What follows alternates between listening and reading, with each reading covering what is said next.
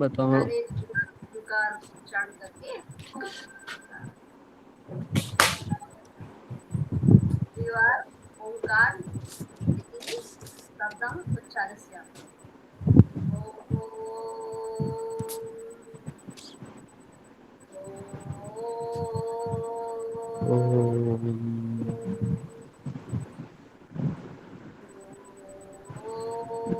ओम।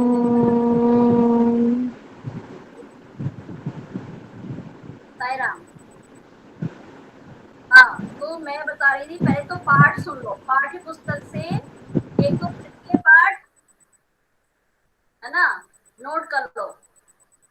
पाठ 3 ऐसे कर लीजिए, 3, पाठ 4 और पाठ 10, दसम पाठ, पाठ 10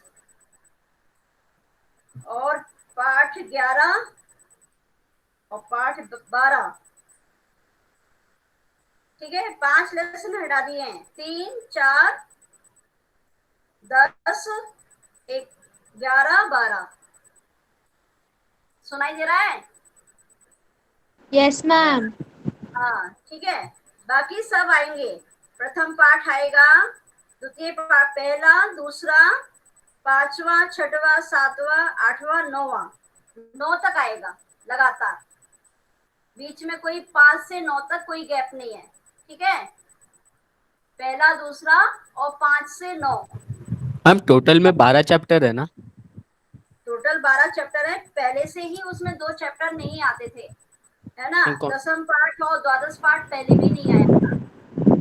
अब आपके तो है ही इंक्लूड, एकादश भी मिला दिया और तृतीय चतुर्थ भी मिला दिया। इस तरह से 5 लेसन हट गए हैं, यानी 12 में से 5 गए तो 7 बचे।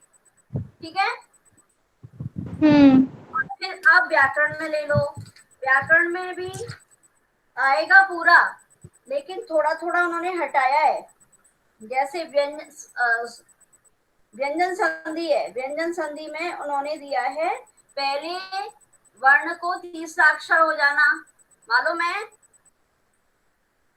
ठीक है, पहले वर्ण को तृतीय वर्ण में परिवर्तन पता है ना, जैसे जगदीश, जगत प्लस ईश, ये वाला है एक तो। और एक है प्रथम वर्ण को पंचम वर्ण हो जाना, जैसे सत प्लस नाम, सन्नाम, सत प्लस निधिम, सन्निधिम, मालूम है ना। पहले वर्ण को पंचम वर्ण में हो जाना और प्रथम वर्ण को तृतीय वर्ण में बदल देना। ये 2 तो व्यंजन में बताए उन्होंने, जो मैंने उसमें से नोट किया है। ठीक है, और बाकी इस पे हमें ज्यादा जोर देना है। फिर अब बुक आ जाएगी कोई तो फिर अपन फिर से देखेंगे उसको। ठीक है, बेसर संधि में उत्व संधि पढ़ी है ना आपने, हम्म। है ना। उत्व और सत्व, उत्व और सत्व, तो मैम ये हट गए। ये हैं, ये हैं। अच्छा, ठीक है, ये दोनों बचे हैं। हाँ ये हैं। ठीक है, प्रथम वर्ण को तृतीय वर्ण, आप उसको खोल के देखोगे ना तो आपको उसमें दिख जाएगा। प्रथम वर्ण को तृतीय वर्ण होना, प्रथम वर्ण को पंचम वर्ण होना, ये तो व्यंजन में हो गया। उत्व और सत्व ये विसर्ग में हो गया। और आपके स्वर संधि में तो आती ही नहीं है ना। स्वर संधि में अयादी संधि थी पहले, अयादी और पूर्व, पर इसमें इन्होंने दिया नहीं है। लेकिन हम तो ये सब पढ़ लेंगे, इन जो मैं बता रही हूँ उस पर विशेष ध्यान देंगे बस, है ना। आ गया तो अपन क्या करेंगे फिर, ऐसे क्लेम करते वो करो। फिर समास, समास में इन्होंने दिया, मैं आपको तत्पुरुष समास पढ़ा रही थी विभक्ति वाला, यस नो, तत्पुरुष यस विभक्ति मैम। मैम। ये आएगा। ठीक है, अभिभाष समास मैंने आपको पढ़ा दिया है, वो भी आएगा। और कर्मधारय समास, और ये कौन सा था, द्विगु समास, द्विगु समास तो मैंने भी आपको पढ़ाया नहीं है। और द्वंद्व समास आएगा, बहुब्री नहीं आएगा।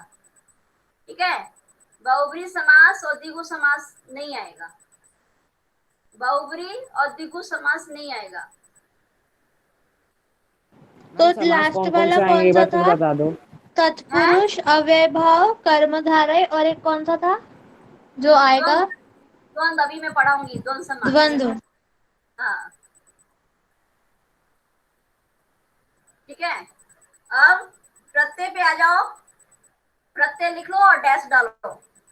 उसमें मतुप और त्व, मतुप लिख लिया, मतुप त्व और टाप, इन्होंने यही तीन प्रत्ययों के बारे में बताया है, ठीक है। मतुप मैम त्व, ये आ रहे हैं। ये आ रहे, मैं आ रहे वाले ही बता रही हूँ सब व्याकरण में, ठीक है, ओके। और फिर है वाच्य परिवर्तन तो आएगा ही, ठीक है, जैसा है था पहले वैसे ही आएगा, अभी मैंने आपको पढ़ाया नहीं है उसको, है ना। समय भी वैसे ही आएगा, समय में रहता है सामान सपास सार्ध पादोन, ये भी पढ़ाया नहीं है, ये भी आएगा। और अव्यय पद आएंगे ही, ठीक है, अव्यय पद प्रयोग आते हैं, वैसी की वैसी, कोई परिवर्तन नहीं है। और अशुद्धि संशोधन, इसमें भी कोई परिवर्तन नहीं है, ठीक है। जो परिवर्तन आया वो मैंने आपको बता दिया है, ओके मैम। व्याकरण में कोई है। और दो खंड आएंगे इस बार, है ना, सेक्शन ए सेक्शन बी, समझ में आ रहा है। एक तो सेक्शन ए जो है उसको हमने नाम दिया है भाग अ। भाग अ में जो विकल्पात्मक प्रश्न होंगे उसमें, ठीक है, बहुविकल्पात्मक प्रश्न, एमसीक्यू। एमसीक्यू। तो उसमें एक तो आपका खंड जो व्याकरण वाला है अनुपयुक्त व्याकरणम, ठीक है, 25 नंबर का है, पहले भी आता था, उतना ही है, नंबर में कोई घटाव बढ़ाव नहीं है, 25 नंबर का होगा, ठीक है, पंचविंशति। अनुपयुक्त व्याकरण आपका भाग अ में आएगा। और एक आएगा पाठ आधारित, मतलब पठित अवबोधन, ठीक है, पठित अवबोधन, समझ में आ गया। जो खंड घ होता था पहले पठित अवबोधन, उसके दो क्वेश्चन इसमें रहेंगे, कौन कौन से, एक तो प्रश्न निर्माण, प्रश्न निर्माण लिख लो, एक तो अनुपयुक्त व्याकरण हो गया, एक पठित अवबोधन में से प्रश्न निर्माण इसी में आएगा, जो 5 नंबर का होगा, 5 क्वेश्चन रहेंगे उसमें, 5 नंबर का होगा, ठीक है। और एक आएगा आपका मेलनम, जैसे आप समानार्थी मेल करते हैं ना, समानार्थी मेल, विशेषण विशेष मैच मेल, द पेयर्स। हाँ वो वाला रहेगा, ठीक है, मेलनम, है वो ना। मैम ये कितने 5 मार्क्स का नंबर का होगा? आएगा। वो 4 नंबर का होगा, ठीक है। और इसी का एक तीसरा है, 3 क्वेश्चन है इसमें, पठित अवबोधन में 3 क्वेश्चन है, एक प्रश्न निर्माण है, एक मेलनम है।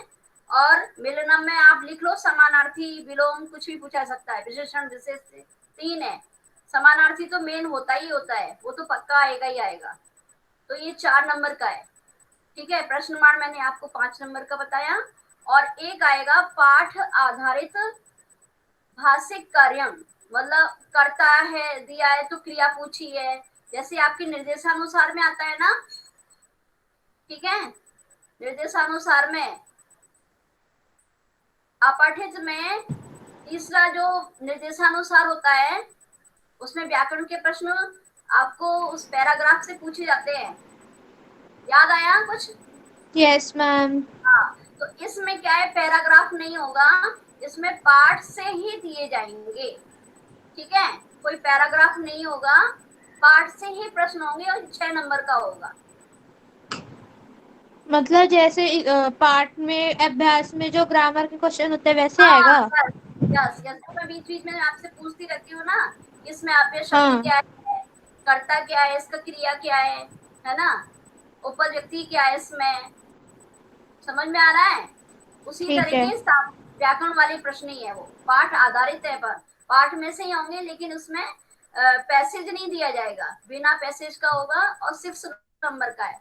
तो 50 कितने नंबर हो गए मिला के, 5 4 और 6, कितने नंबर हो गए, 25। 25। 25 का व्याकरण है, 25 का तो मैम पूरा ही किस टाइप के व्याकरण। होंगे वो क्वेश्चन?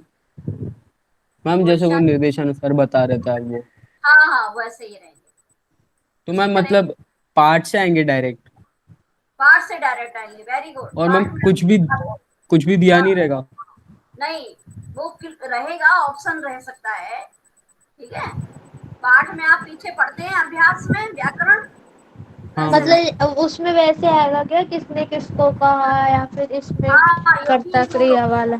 हाँ ये भी हो सकता है, कर्ता मैम क्रिया, एक आध एग्जाम्पल से बताओ। विलोम शब्द, समानार्थी। आपके है ना, जब मैं पाठ अभ्यास कराऊंगी ना, तब आप अच्छे से समझना उसको, भाषिक कार्य क्या होता है। उसका नाम हम्म। भाषिक कार्यम है उसका, ठीक है, भाषिक कार्यम कहा गया है उसको। प्रश्न का तो नाम है भाग भाग 1 25 मार्क्स का है और भाग 2 15 मार्क्स का है। अरे नहीं, भाग ए जो है 25 प्लस 15 40 नंबर का है। पूरा? हाँ, 40 नंबर का है, ठीक है। अब उसके बाद हम आते हैं भाग, एक मिनट हाँ, ठीक, भाग आ, ठीक है, आ रहेगा भाग आ, जिसको आप सेक्शन बी भी कह सकते हैं। उसमें क्या होगा कि उसमें एक तो आपका रचनात्मक आएगा, रचनात्मक कार्यम, जिसमें आप पत्र पूर्ति करते हैं और चित्र वर्णन करते हैं अथवा अनुच्छेद लेखन, और तीसरा क्वेश्चन होता है संस्कृत अनुवाद, ट्रांसलेशन। ये तीनों कोई अंतर, उसमें कोई बदलाव नहीं है, कोई 5 5 5 यानी 15 नंबर का है रचनात्मक, जैसे पहले आता था, 9th में भी आया है, ठीक है, समझ में आ गया। Yes ma'am. सेक्शन बी में एक तो रचनात्मक कार्य हो गया, एक अपठित हो गया। पहला प्रश्न है अपठित, जिसमें कोई बदलाव नहीं है, वो 10 नंबर का है। फिर दूसरा हो गया खंड, उसमें रचनात्मक कार्य जिसमें कोई बदलाव नहीं है, वो 15 नंबर का हो गया, यानी मिला के 25 हो गए। अब कितने बचे? 15 ही बचे हैं, 15 बचे, ठीक है। 15 में क्या होगा? पठित अवबोधन, इसमें फिर से है, जो घ खंड होता था ना, कुछ ऊपर दे दिया है उन्होंने भाग अ में, और कुछ इसमें रखा है। जो बचा हुआ है सब इसी में आएगा, जैसे गद्यांश आधारित प्रश्न, पद्यांश आधारित प्रश्न, नाट्यांश आधारित प्रश्न, ठीक है। ये हो गए आपके 3 3 3 नंबर के, यानी 9 नंबर के तीनों, गद्यांश, पद्यांश, नाट्यांश।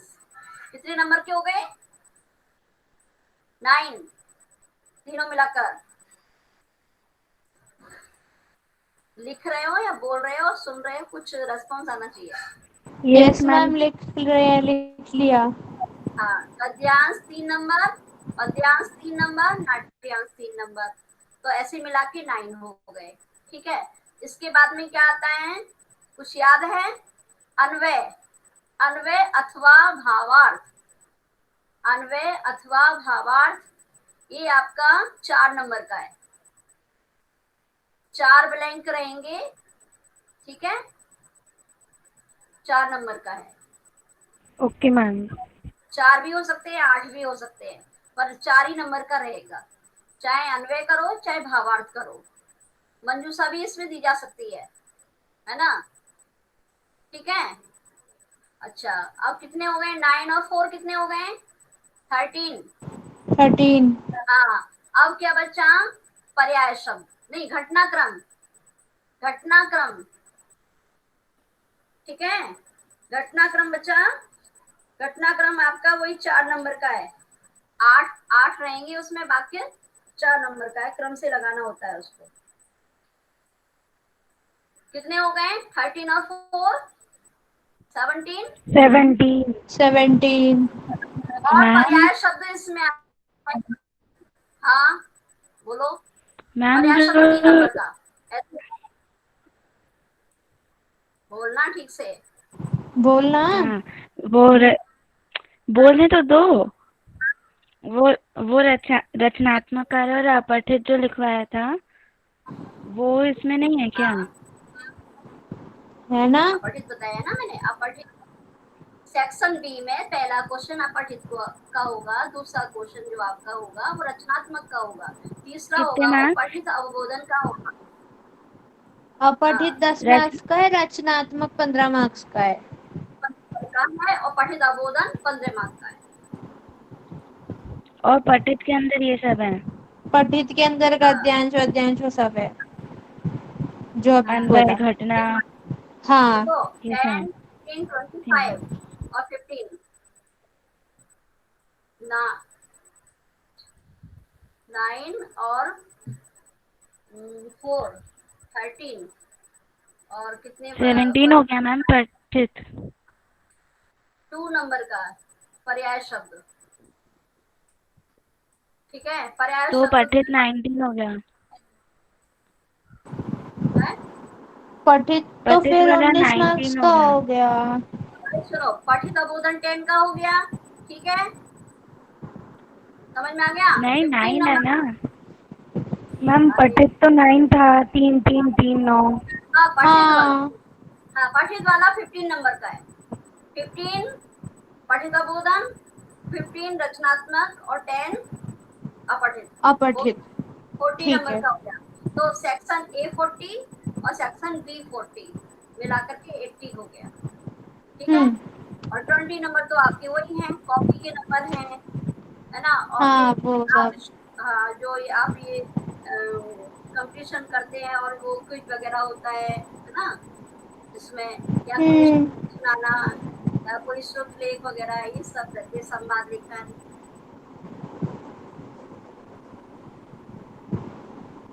ठीक 9 है।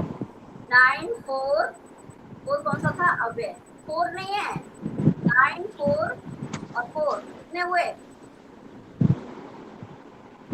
क्या लिखा है। 17 17।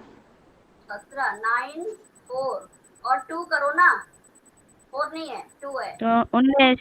19 हो गए। अरे एक फिर मिनट तो, पठित फिर 19 का हो गया, पठित तो 15 का आने वाला था। तो कुछ गड़बड़ है। मैम हाँ सेक्शन भी फिर से बता दो आप। एक मिनट रुको, कुछ गड़बड़ आ रही है, मैं अभी है ना बताती हूँ, एक बुक लेके आती हूँ, बताती हूँ।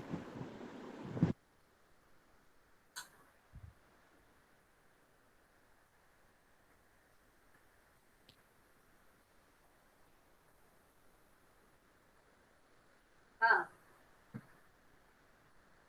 इसमें कहाँ गया, ये गया। हाँ, ये जो है ना घटनाक्रम 4 नंबर का हो गया। ठीक है, और अन्वय 4 नंबर का हो गया। 8 हो गए, और 3 3 3 9 नंबर। ठीक है, गिन लिया। हम्म। हाँ मैम। 8 और 9 कितने हुए, तो 17। 17 17 और हुए 2 ना। का और पर्याय। पर्याय शब्द है, पर्याय शब्द 3 नंबर का, 2 का। 20 हो गए। 2 का नहीं, 3 का है। 19 का नहीं होगा, 20 का हो गया। तो अब गिन लो, 20 और 10 30, और ये तो ज्यादा हो रहा है ना। रचनात्मक 45 तो कार्य मैम। में 45 हो जाएगा, रचनात्मक 15 मार्क्स का हुआ तो। 15 मार्क का ही है वो तो। पता नहीं फिर। ठीक है, सुनो, ये है यही है, मैं बता दूंगी फिर से। वहां मैंने तो ऐसे ही नोट किया है, फिर और बता दूंगी। ठीक है, अभी अपन थोड़ी परीक्षा देने जा रहे हैं, हम्म। फिर से देख लूंगी ना एक बार। ठीक है बच्चों, चलो अब आगे आज पढ़ते हैं। मैं वो कर, समास। प्रेजेंट नाउ शेयरिंग करती हूँ।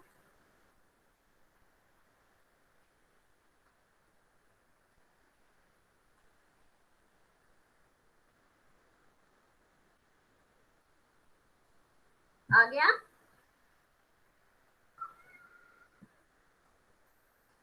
दिखने लगा। Yes ma'am. हाँ मैम हाँ बोलो।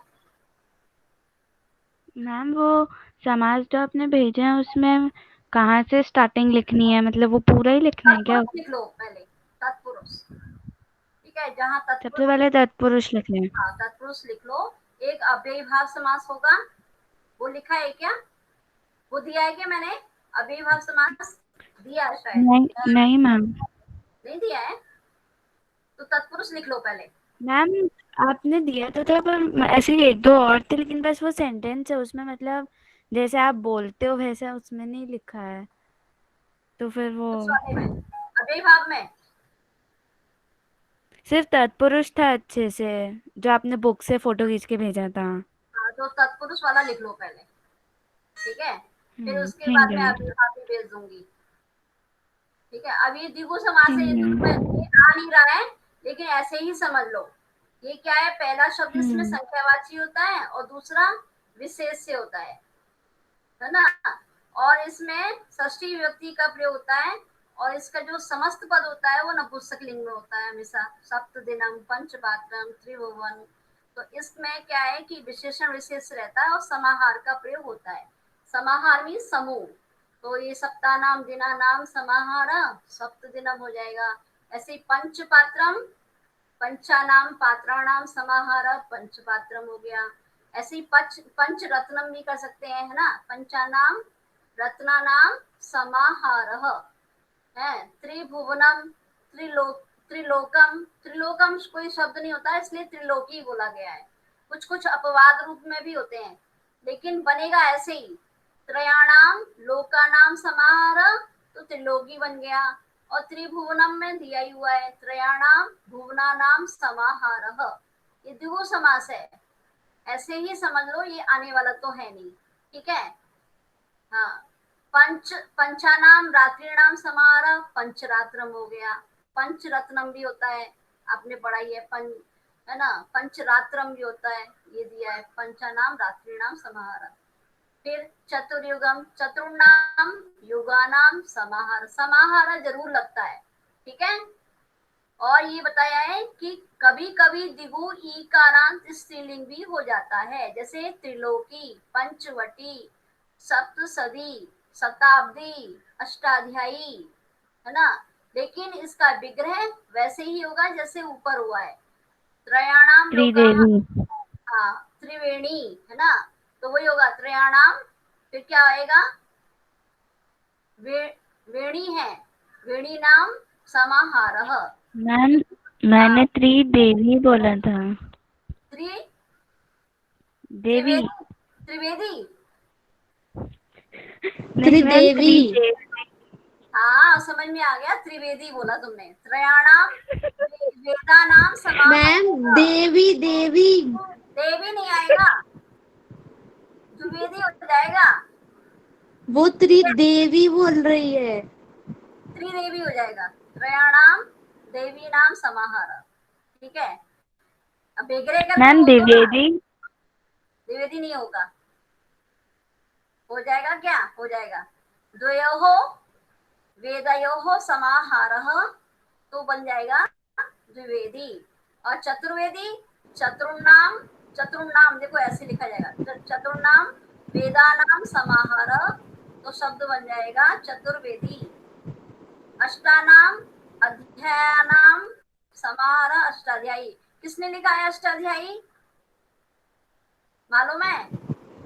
पता नहीं, पता नहीं, याद नहीं याद। है। एक तो पतंजलि का है, उन्होंने, और है अष्टाध्यायी, मेरे को दिमाग में मैम नहीं आ पाणिनि। रहा। Panini, very good. पाणिनि। पाणिनि ने अष्टाध्यायी लिखा है। अष्टानाम हम्म। अध्यायानाम समाहार, सप्तानाम, सतानाम समाहार, सप्तशती। शताब्दी होगा तो शतानाम अब्दानाम समाहार। बहुत सरल है ये, ठीक है। जैसे नवरत्नम होगा तो बोलो, नवानाम रत्नानाम समाहारः। वेरी गुड, ऐसे ही हो जाएगा, है ना। त्रिभुजी, त्रिभुजी, त्रयाणां भुजानां समाहारः। वेरी गुड, शाबाश। चलो, और कोई और कौन सा होता है? अष्टावक्रम।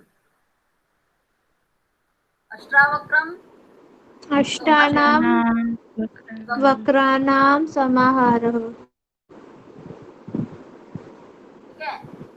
केवल दो में, दो जो जहाँ पे होगा ना वहां पे, जैसे दिगु, दिगु मतलब दो गायों का समूह, तो बनाएंगे इसको द्वयोहो गवयोहो समाहार, शब्द बन जाएगा दिगु। ठीक है। हाँ। और षट का यहाँ पे दिया ही नहीं है, बताओ क्या होगा? षडांग, षडांग, षडांग। हाँ, षणनाम आएगा, षणनाम, हाँ, षणनाम अंगानाम समाहारः। समाहारः। षडानन भी होता है, षडाननः। कुछ शब्द ऐसे होते हैं जो किसी व्यक्ति के लिए आते हैं तो फिर उसमें अहि लगाते हैं, है ना। जैसे षडाननः किसके लिए आता है? कार्तिकेय के लिए आता है, तो हम ऐसे ही उसको लिखेंगे, उसको नपुंसकलिंग में नहीं करेंगे ना, स्त्रीलिंग में करेंगे। तो क्या करेंगे उसको? वही षणनाम, आनना नाम, आननानां समाहार। समाहारः। ठीक है। तो ये हमने ऐसे पढ़ लिया है इसको, इसमें कुछ कठिनाई नहीं है। किसी एक और बोलना है आपको, एक एक एग्जाम्पल सोच के। मैम नवरात्रि जैसे का मान कैसे लो, होगा? है किसका? नवरात्रि। नवरात्रि का, नवरात्रि का ये दिया ना, ऐसे ही दिया होगा जैसे पंचरात्रम दिया है। नवरात्रि का आएगा नवा नाम, रात्रियाम रात्रिनां समाहारः। समाहार। ठीक है। और नवरात्रि जो है छोटी की मात्रा लगेगी, वैसे की वैसे ही रहेगा यहाँ पर। चाहो तो नवरात्रम करो, चाहे चाहे आप नवरात्रि लिखो, होगा एक ही विग्रह। देखो यहाँ लिखा है इसमें मैम, विग्रह। हाँ बोलो। मैम जैसे यहाँ पे चतुर्युगम है, वैसे कलयुगम हो सकता है? नहीं हो सकता, क्योंकि कल जो है वो संख्यावाची नहीं है। कल शब्द जो है संख्यावाची नहीं है ना, इसलिए नहीं होगा। ठीक है मैम। ठीक है। और पूछो, और कुछ बोलो आप। और कोई शब्द नहीं आता क्या इसमें, संख्यावाची में? है कुछ याद करो। जैसे नवरात्रि उसने बोला। मैम सप्तऋषि। हाँ, सप्तऋषि बोलो। सप्तानाम हाँ, ऋषीणाम। ऋषि नाम, ऋषि राम ऋषीणाम समारोह। हमारा हो गया। हाँ। चतुर्भुजी कुछ होता है ना ऐसे। चतुर्भुज बोलते हैं, किसको बोलते हैं? कौन है? विष्णु भगवान को बोलते हैं चतुर्भुज। तो उसका होगा क्या? हाँ होगा, चतुर्नाम चतुर्भुज भुजानाम चतुर्णाम भुजानाम नाम समाहारा चतुर्भुजी। समाहार। चतुर्भुजम भी कह सकते हैं। हम्म और षड्यंत्र का क्या होगा मैम? होगा षड्यंत्र भी या नहीं? हो जाएगा, षड्यंत्रम। षण्णाम, है ना, षण्णाम यंत्रा, यंत्राणाम समाहार, षड्यंत्रम। मैम षड्यंत्र का मतलब? षड्यंत्र वैसे चार शब्द होता है ना।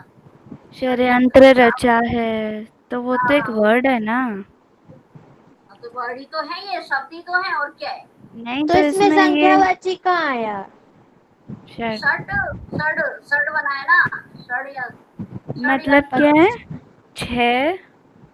6 प्रकार के ऐसी यंत्र है, मतलब मंत्र हैं जिनके द्वारा आप किसी को घेर सकते हैं। ठीक है। अच्छा। षण्मुखम भी होता है, षण्मुखम, तो वही षण्णाम मुखानाम समाहार, वही होगा। और एक सप्ताह होता है, सप्ताह, है ना। सप्ताह का सप्ताह नाम, अह नाम आएगा उसमें, अह नाम, सप्ताह नाम, अह नाम, ह के नीचे हलंत हो जाएगा, समाहारः बनेगा सप्ताह। मैम दशानन बनेगा क्या? बन जाएगा, दशाननः, दशाननः बोलेंगे फिर दशानाम आनना नाम समाहारः बन गया। ठीक है, चलो अब सबने बोल लिया है। अब आगे हम बढ़ते हैं द्वंद्व समास पे। द्वंद्व समास में क्या है, पढ़ो, कौन पढ़ेगा? यश पढ़ो, क्या लिखा हुआ है, पढ़ो। जिस समस्त पद में दिख रहा है या मैम नहीं? मैं पढ़ूं? पढ़। जिस समस्त पद में दोनों पदों की प्रधानता होती है वहाँ द्वंद्व समास होता है। इसके विग्रह में च का प्रयोग होता है, जैसे लवश्च कुशश्च लवकुशौ। यहाँ जितनी प्रधानता लव की है उतनी ही प्रधानता कुश की भी है। द्वंद्व समास के दो रूप माने गए हैं, इतरे तर इतरेतर द्वंद्व, समाहार द्वंद्व। यहाँ एक और नहीं दिया, 3 रूप माने गए। एक है एक शेष, एक शेष भी है ना? आपके में वैसे ज्यादातर है ना यही वाला आता है, इतरेतर द्वंद्व समास। अभी आपके कोर्स में यही वाला दिया गया है, जो अभी नया आया है रिवाइज होके। ठीक है, हम्म। इतरेतर द्वंद्व दिया है उसमें, केवल समाहार द्वंद्व और एक शेष द्वंद्व नहीं दिया गया है। अब इसमें यही बताया है कि यदि शब्द द्विवचन वाला है तो हमें प्रथमा व्यक्ति का प्रयोग होता है इसके विग्रह करने पर। जब हम विग्रह करेंगे तो प्रथमा व्यक्ति का प्रयोग होगा और च अर्थ जरूर प्रयोग होगा। दोनों शब्दों के बाद च का प्रयोग जरूर होगा। यदि शब्द बहुवचन का है, जैसे ये दिखा है धर्मार्थ काम मोक्ष, आहा से ही समझ में आ रहा है ये शब्द कौन से वचन का है?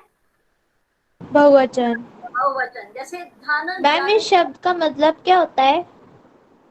इस शब्द का मतलब धर्म हम्म। अर्थ काम मोक्ष, ये 4 प्रकार के पुरुषार्थ हैं। ठीक है, इसलिए मिला के बोल दिया। जैसे राम, राम लक्ष्मण भरत शत्रुघ्न, हाँ हमने चारों भाइयों को एक साथ बोल दिया, एक शब्द बन गया। लेकिन हम विग्रह करेंगे तो ऐसे ही लिखेंगे, हर एक शब्द के बाद च लगाना जरूरी है। आप चाहो तो ऐसे लिखो धर्मः च, अर्थः च, कामः च, मोक्षः च। इन्होंने संधि करके लिख दिया है। कौन सी संधि है बताना, कौन सी संधि है? धर्मश्च अर्थश्च कामश्च मोक्षश्च, कौन सी संधि है? मैम षष्ठी। विभक्ति नहीं पूछी है। संधि पूछी है, अरे मैम वो है जसत्व। गलत। जसत्व में भी तो श लगता है। तत्व छत्व है है क्या क्या? मैम? छत्व छत्व। गलत। ये भी नहीं। दिमाग लगाओ, मैंने बोला कि आपको ये संधि आ भी रही है अभी।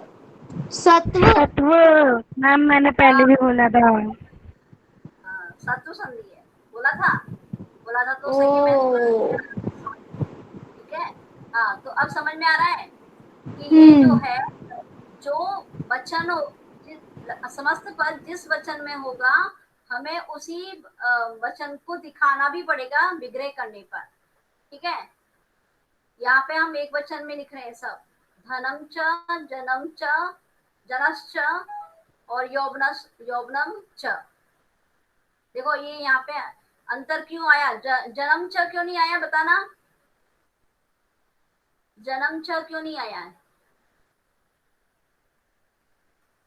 बोलो, दिमाग लगाओ, विचार्यत।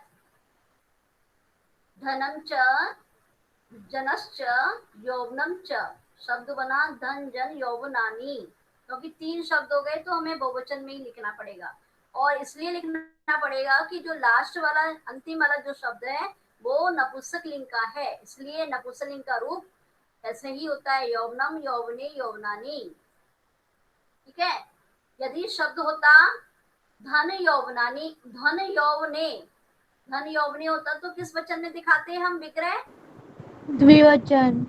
द्विवचन में दिखाते हैं, मतलब 2 दिखाते हैं। तो धनम च यौवनम च, जनश्च हट जाता। अरे जनः शब्द जो है पुल्लिंग होता है, इसलिए ऐसे लिखा हुआ है। समझ में आया? इसको हमें नपुंसकलिंग नहीं बनाना है। आगे ओके समझ में, है ना? हाँ, तो अब देखो, पार्वती परमेश्वर हो, परमेश्वर बोलते हैं शिव जी को, तो इसका विग्रह किया हमने पार्वती च और परमेश्वर च। आप यहाँ पे विसर्ग भी लगा सकते हैं और श भी लगा सकते परमेश्वरः च। हैं। हाँ, ऐसे भी लिख सकते हैं, ठीक है। पर एक वचन में ही प्रथमा व्यक्ति में ही लिखेंगे, सब प्रथमा व्यक्ति के हैं, ठीक है। पार्वती परमेश्वर, और ऐसे राम कृष्ण, राम च कृष्ण च, है ना। धर्म च अर्थ च काम च मोक्ष च, ऐसे भी ले सकते हैं और संधि में भी ले सकते हैं, दोनों सही है। और आपको तो एमसीक्यू में आएगा, बता दिया है मैंने। सीता रामो, यदि हम इसको बताओ राम सीते करते तो कैसे लिखते? राम सीते, रामश्च राम सीते सीता सीते च। सीता, दो सीता थी क्या? सीता च, है ना। राम च सीता च, शब्द बना राम सीते। सीते इसलिए लिखा हमने पीछे कि सीता का द्विवचन सीते ही होता है। दो शब्द बता रहे हैं तो हम पीछे वाले शब्द में द्विवचन का प्रयोग करेंगे, और जब हम ज्यादा शब्द बता रहे हैं तो पीछे वाले शब्द में हम उस शब्द के पीछे वाले शब्द के लिंग के अनुसार उसके बहुवचन का प्रयोग करेंगे, दो से ज्यादा है तो। आगे समझ में? जैसे पुत्र कन्या, आपको मालूम है कन्या कौन सा लिंग हुआ? स्त्रीलिंग। स्त्रीलिंग का रूप द्विवचन कौन सा होता है? कन्या, ठीक है। तो पुत्र, पुत्र शब्द पुल्लिंग है, पुत्र च कन्या च, तो शब्द बना पुत्र कन्या। जैसे शब्द लिखा है वैसे ही शब्दों को विग्रह में भी लिखना है, उल्टा उल्टा सीधा नहीं करना। हम इसको कृष्ण राधे भी लिख सकते थे, तो फिर ऐसे होगा कृष्ण च राधा च, तब बनेगा कृष्ण राधे।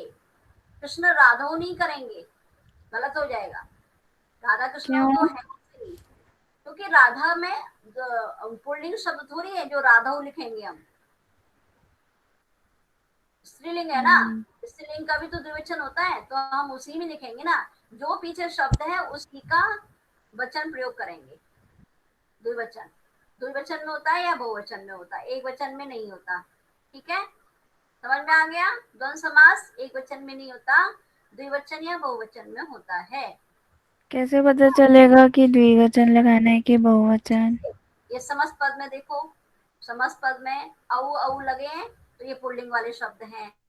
आहा लगाए तो ये पुल्लिंग भी हो सकता है और स्त्रीलिंग भी हो सकता है, लेकिन मोक्ष हम जानते ही हैं ये पुल्लिंग है, ठीक है। और ये यौवनानी नपुंसकलिंग है। मैम दोनों लिंग, अगर ये मोक्षाहा वाले एग्जाम्पल का विग्रह दिया होता तो क्या करते? तो इससे इसमें आपको पता चल रहा है कि दो से ज्यादा शब्द है ना, हाँ। हाँ, तो ये बहुवचन में ही जाएगा, ठीक है। अच्छा। समझ में आ गया?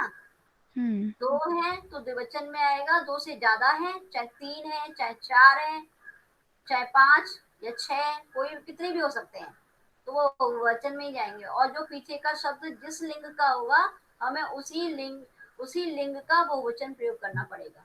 ये दो शब्दों से आप एग्जाम्पल से समझ सकते हैं, ठीक है। मैं पूछूं? और यस मैम। जैसे मैंने पूछा लाभ लाभा लाभौ, लाभा लाभौ, करो श्रेया, लाभा क्या लाभौ, विग्रह करो, विग्रह विग्रह करो, लाभा लाभौ। मैं बोलूं? लावश्च लाभ हाँ, लावश्च अलाभ लाभश्च। नहीं, दो बार लाभ थोड़ी हुआ है, एक शब्द विलोम है इसमें। अब बोलो, विलोम है पीछे वाला। लाभ च अलाभ च। हाँ, ओ लाभः च अलाभः च। ऐसे ही जया जयऊ, आ लगाया ना मैंने, जय इसलिए जयः च अजयः च। वेरी गुड, इस तरह से, है ना। और भी जैसे गुरु शिष्य, देखिए रुको, गुरु सबको बोलना है, सबको बोलना है, सच्ची बोलो, गुरु शिष्यौ, गुरु च शिष्यौ च। हाँ ठीक है ना। कृष्णार्जुनौ, मैम शिष्य च होगा ना, शिष्य ही तो बोला है, क्या बोला उसने?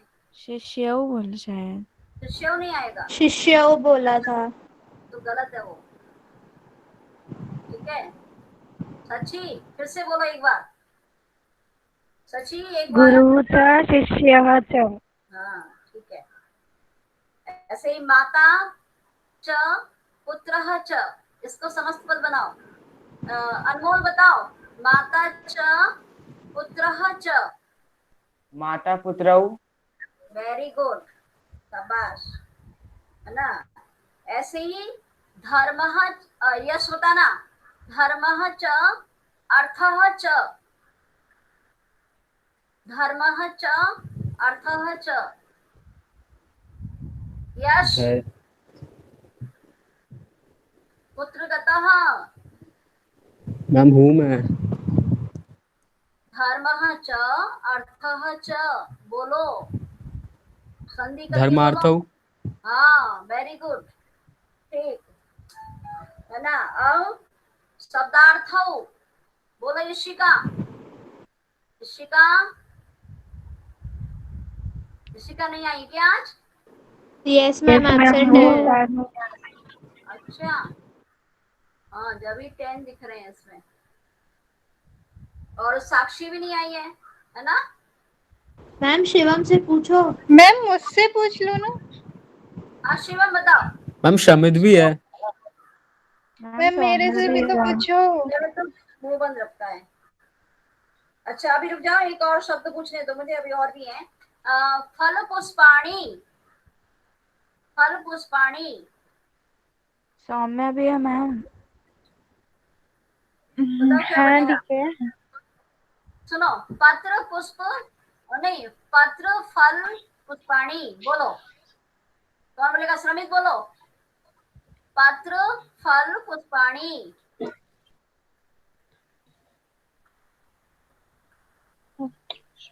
सौम्या बोल, पत्र फल मैम पुष्पाणी। मैम इसमें तो 3 वर्ड है। अब तीनों में बोलो अलग अलग ही। पत्र च, मैम फिर से रिपीट करना एक बार।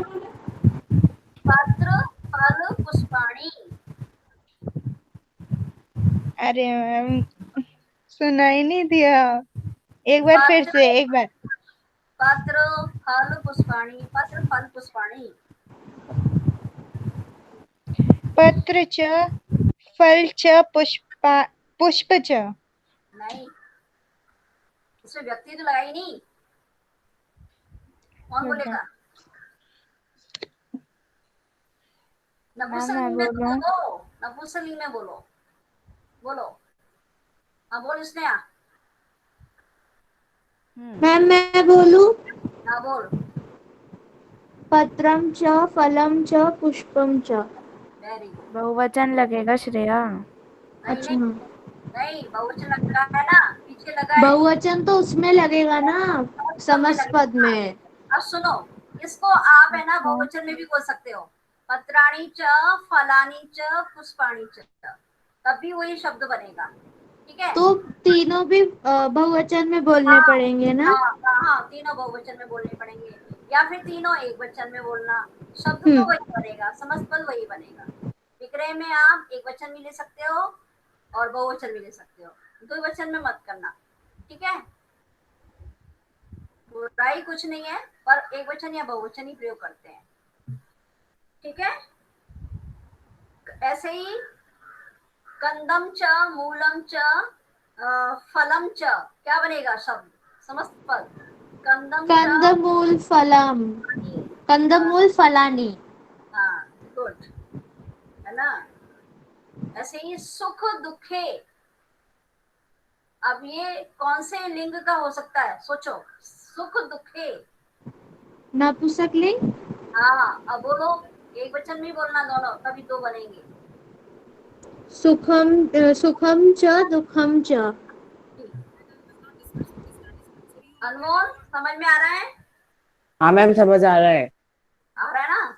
हाँ, ठीक है, टाइम भी हो गया है और अब शांति पाठ करते हैं, आगे फिर समझेंगे। अब अपना कोर्स आराम से हो गया है, बस लेसन पढ़ाना बहुत जरूरी है क्योंकि वो हमारे दो ही हो पाए, दो तो चले ही गए। इनको है ना पीछे से काटना चाहिए, जो पढ़ा दिए उन्हीं को काट दिया। मैम एक बात पूछनी थी। हाँ बोलो। मैम इसमें 4 शब्द नहीं ले सकते? हैं? 4 शब्द नहीं ले सकते?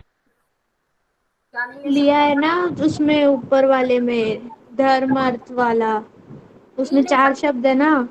चार ले सकते हैं ना। देखो, ग्रीष्म, अच्छा वर्षा, ठीक है। शरद, हेमंतः। आप 6 ऋतु होती है ना, 6 ऋतुओं के नाम लिख करके और लास्ट में बहुवचन लगा दो, ठीक है। वसंतः ऐसे करके, ग्रीष्म ऐसे, ग्रीष्म, वर्षा, शरद, वसंतः। तो ऐसे ही आएगा, ग्रीष्म च, वर्षा च, ठीक है, और शरदः च, और वसंतः, वसंतः च। तो शब्द बन जाएगा ग्रीष्म, वर्षा, शरद, वसंतः। समझ में आया सच्ची? Yes ma'am. बहुत सरल है। एक समाहार द्वंद्व है, बताऊंगी। जो मैं आपको वो शीतोष्णम है ना, उसमें आया था, कुछ शब्द आए थे ना, वो इसके अंतर्गत आएंगे, वो द्वंद्व समास में। मैं इसीलिए बोल रही थी ना कि वो तत्पुरुष समास, वो कर्मधारय समास के अंतर्गत नहीं आएगा। आगे पढ़ेंगे और, ठीक है। शांति पाठ।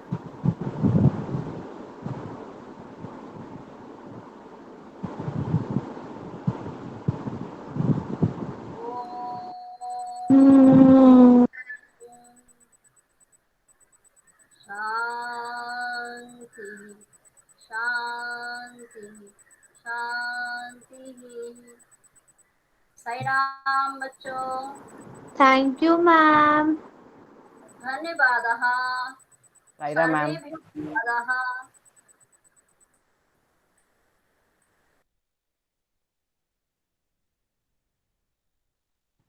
गजब।